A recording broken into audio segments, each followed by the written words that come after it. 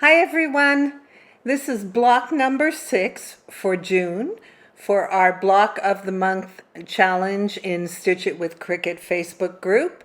If you'd like to join in, you can find the link to the group in the description under this video.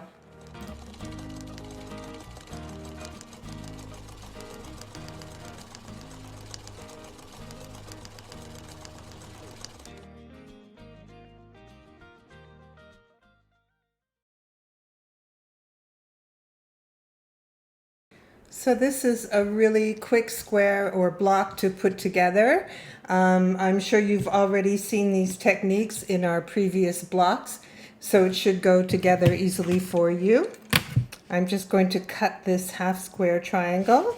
You can see that I've sewn a 1/4 inch on each side of this draw line. The diagonal line is done with the maker, or if you don't have the pen you need, you can always turn off the drawing, cut it, and draw your diagonal line by hand afterwards.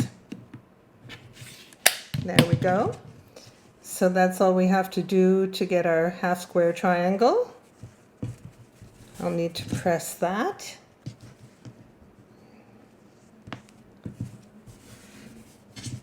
So we have 4. We'll put that aside, we don't need it. And then you have 4 squares like this. So they're made up of 2 dark and 1 light. All the pieces are in your cut file. You have 4, and you have a 4.5 inch light color square. So let's see how it goes together. In the first row, you have half square triangles, and you have the 3 square. So important for this pattern, your half square triangles are facing up and out, the dark color. And your 3 rectangles to make the square, the light square is pointing up in the middle. So you want to get that right. You can see if I sew it this way by mistake, the pattern's gone. So absolutely this way. Your dark facing up and out, and your light in the center pointing up. On your next square, on your next row, you're going to put the plain white square in the middle. You'll take the 3 square and put it on each side of the white square. On the sides, you want the white pointing out, not up. If you do it this way, you've ruined the pattern. You want it to point out. There we go, both light squares pointing out. Again, on the bottom, we repeat what we did in the top row. So you have the light square in the middle, and you have your half square triangles on the sides. These need to be pressed, obviously. And on the bottom row, the dark part of the half square triangle points down and out. So down and out, and vertically for the light rectangle in the middle. And that's how we put this pattern together. So all we're going to do now is sew our 3 rows. We sew each row, pressing well when we're done. You can see on these 3 rectangles that I press towards the outside, towards the dark side. Again, towards the dark side for pressing. You want to be consistent with your pressing, and you want to press really well so you get a really nice finish on your blocks. So I'm going to go ahead and put my rows together, and then we'll be back and finish this block. I will press these first.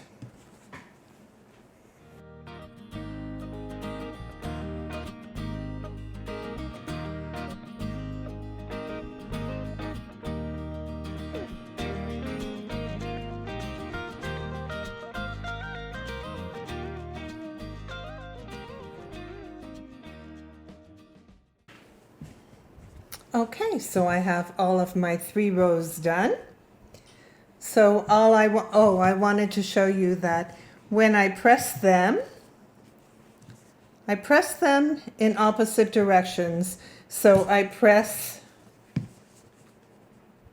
my seam towards the inside, the outside, and the inside so that I'm able to nest them easily now that I'm going to sew my rows together.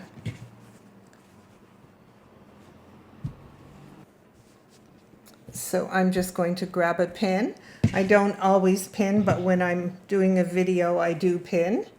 So what you want to do is line up your seams. You have one going in each direction, and you can just wiggle them and you can feel when they butt up against each other, so you know they're going to line up nice and straight.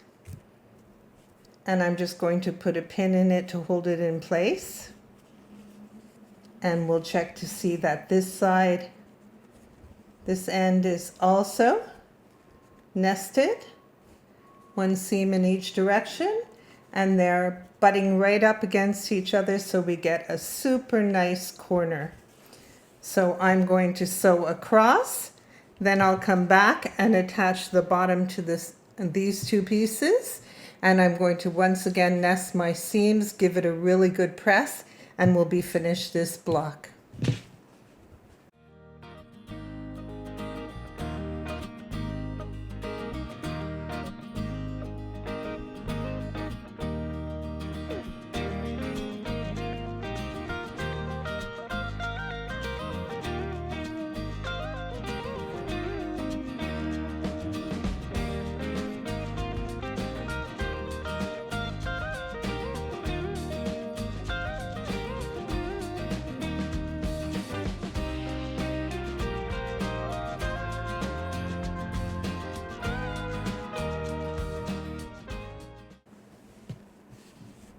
And here we go. We're done. As usual, I don't square up my block until I've got all the blocks for my quilt ready so that I can make sure that they're all identical size. You can see that I've done a lot of pressing on the back, making sure all my seams are super flat. I just press and make them super flat so we don't have any bulky lumps when we're quilting, doing our finished quilting. And that's it. So I hope you've enjoyed this video and you find it easy to follow along. So once again, if you'd like to join in on our Block of the Month challenge, you can find the link for my Facebook group in the description under this video. Hope to see you there, and thank you for watching.